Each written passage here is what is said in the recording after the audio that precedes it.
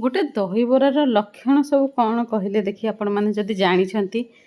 ओहो लक्षण माने कौन बुझीपारे कि मुझे आपको बुझे दूसरी सरल भाषा। लक्षण माने कौ दहीबराटा को आम कहीपर गोटे आइडियल दहीबरा बोली। तो जो दहीबराटा बहुत भल भाव फुली थी मझे टिके भी कौन सी जगार टाणुआ नथिबो। दहीबरा को एमती जिते आम काटिकी खाऊ से भितरटा जालीदार हो बहुत ही सॉफ्ट होइथिबो आ बराटा टिके बिरिया बिरिया लगुथिबो।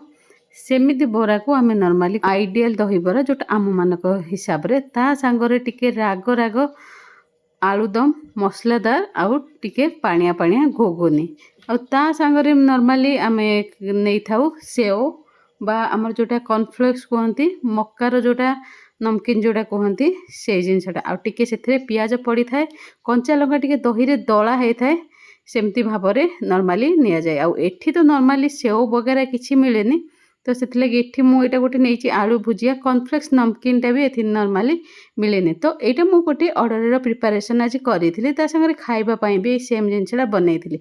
हाँ जदि लुण टी कम अच्छी ऊपर टी बीट लुण छिंचीदे तार टेस्टा बहुत भल आसे। आउ यार प्रिपरेशन फुल प्रोसेस आपन को ये वीडियो तले रिलेटेड वीडियो मिल जाए।